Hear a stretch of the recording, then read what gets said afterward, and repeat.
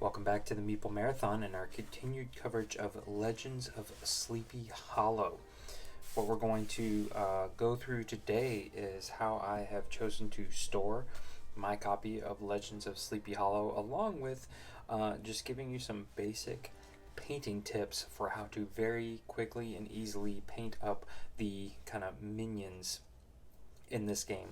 I know there's a lot of them. There's 10 of each, 3 basic kinds, so that's a total of 30 miniatures. That can seem very daunting, but they're very easy to paint. So if you've ever been considering getting into painting, this would be a great way to start.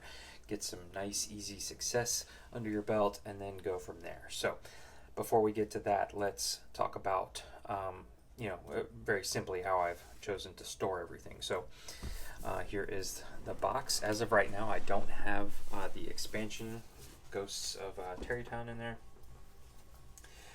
but I think we can make it work here. So rule books on top.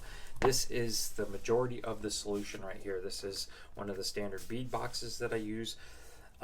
Michael's has been out of stock of the one I traditionally use that's got like the one longer piece right here. But this is almost exactly the same size. I picked this one up at Walmart, so I can put a link in the description below. But you can see this is basically just all the miniatures along with the wooden tokens here. So we'll come back to this. Then basically everything else is just kind of neatly stacked up from the bottom. So obviously the map tiles are on the very bottom, and then the player boards, the couple of larger floor tiles are right there. I always like to keep these handy in the box.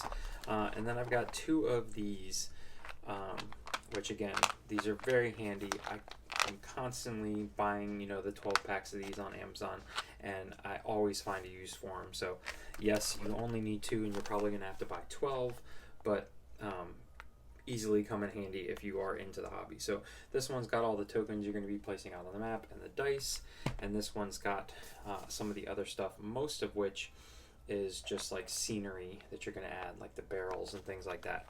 So I had everything in here, but when I decided I'm going to paint them, I wanted to spread them out. You can actually fit one Gobkin, one Pumpkin, and one Shriek Root in each one of these compartments. But when I decided I wanted to have the health bases kind of permanently on there, and I wanted them painted, I wanted to spread them out a little bit.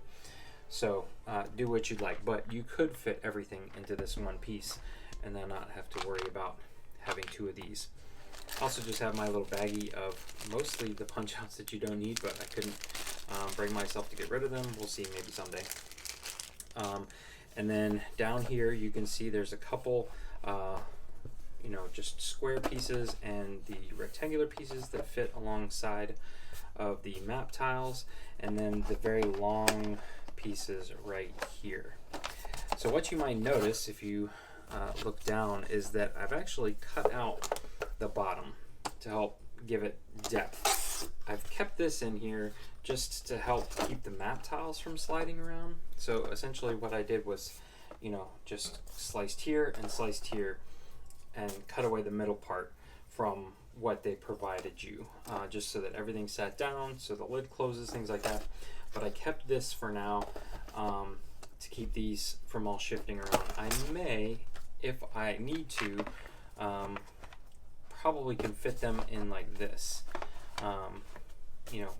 Do something like that when I come around to try and get the Terrytown expansion in here.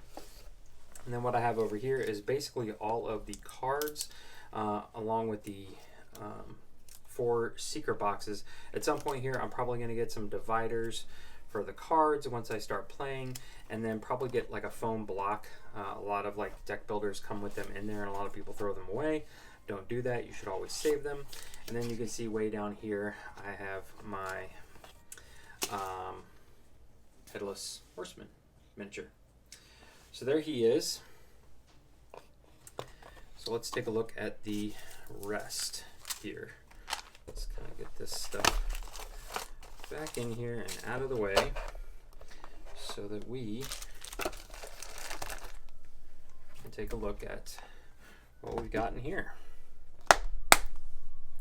So, like I said, this is very straightforward. Basically, the shriek roots and the pumpkinis, or whatever they're called, are in here together. Also, some of these little standee markers have just been tucked in with some of these, so they have someplace to be. And all of my action points and fear tokens are in here, along with my first player marker. Or not first player marker, I'm sorry, this tracks, not the rounds, but tracks something on the board, but it's like a tracker. All these are trackers, all these little standees. Here are my legends. Now these guys, you know, did take a little bit more time and effort. So if you are just starting out to the hobby, I suggest you not start with them. But I'm going to show you who you should start with here in just a second. Actually, it's any one of these little minions here, but you can see my legends here kind of double stacked, but it's fine. I think they'll be perfectly fine in there. All right, so there's those guys.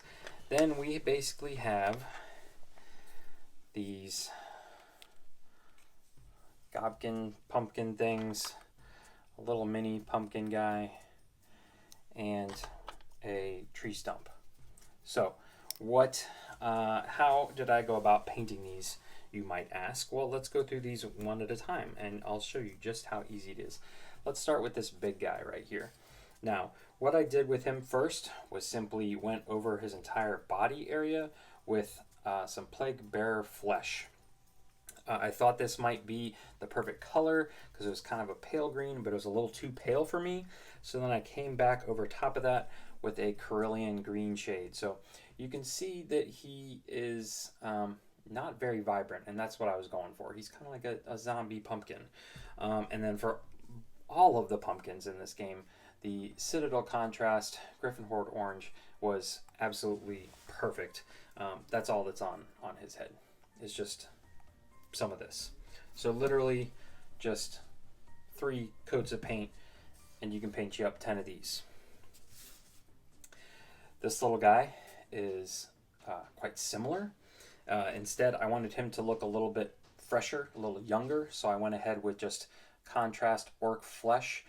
Depending on the primer you use, you may have to do like, you know, two layers of this, and then obviously, as I already stated, his head is contrast Griffin Horde Orange. That's literally it. I put some basing material on here just to make it look fancy, but that's entirely optional. It's just stuff I enjoy doing. And then last but not least, we have our tree roots here. These guys are the only ones that I went in and colored up their eyes, put in some black paint into their eyes before I did anything. Entirely optional. And then for most of them, I just went through with a contrast skeleton horde. I did do, came back with one gentleman, one stump, and put a layer of Agrax Earthshade on him. It makes him darker and more brownish, more woodsy looking. So if this is too light for you, but to me the picture was very pale, so I kept most of them like this. And then I simply went through and gave him 2 little dots inside his black. For the eyeballs, they don't have to be perfect. He's a freaking demon tree stump.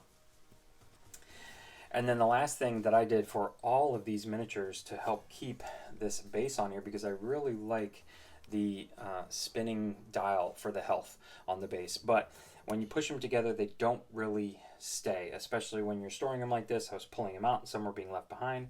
So for a semi-permanent solution here, you can see they're held in there pretty good. But just to show you that it is possible to get them apart, I basically have just taken a tiny little dab of, you know, the putty, little sticky putty, thumbtack putty that you can buy at the dollar store easily, hang posters on your wall. It's what I use to hold on to my miniatures. You know, you can see they're all over the tops of my shade because I stick a miniature on here and this is what I hold on to while I'm painting. So if you're a painter, you probably got some of that sticky tack around, just a tiny, tiny little marbles amount. Stick it in the middle there, squish it down. This still spins, but you can see that that base is not going to come off quite so easily. So that is it, ladies and gentlemen. It was quite simple to paint up 30 of these kind of minion style miniatures. This guy was pretty much the exact same way. The orc flesh contrast paint on the vines, painted in his eyes black, and then nothing but the contrast orange on top. And then down here I gotta find it here. For the stone, I used basilicum gray. But that's it for that guy. So this guy was just as easy. I did all of these guys literally in like 2 nights, 30 miniatures, knocked them out, and then I spent a little bit more time on my legends. But if this is your first foray into painting, this can greatly give you the confidence to go ahead and tackle these guys, who were quite simple. They're very monochrome. You know, the priest is basically all black. The Undertaker is basically an all brown.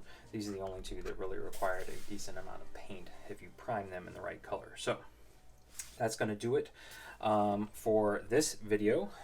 Again, I just wanted to kind of encourage all of you guys to get these painted. They're actually quite nice as far as details are concerned. The vininess of them and the, you know, the bark and everything makes some really nice you know, miniatures for the contrast paint. Contrast paint looks really good on these miniatures, makes it super easy to paint. So again, if you're interested in you know, finding this to store your minis in, because obviously the plastic bags was not going to cut it. They had to be protected in some way, shape, or form. So this is what I went with.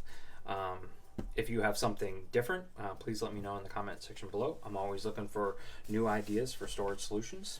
But other than that, coming up next will be a how to play video for Legends of Sleepy Hollow, along with at some point a playthrough. It may be the first one, it may be the second scenario. Obviously there will be spoilers in that. I'm going to try and keep the how to play one spoiler free. So we'll see how that goes. But keep an eye out for that. Subscribe to the channel if you're interested in these videos. If you enjoy this video, please consider giving it a thumbs up. And if you'd like to see more content like this, subscribe to the channel. Once again, thanks for watching. Have a great day.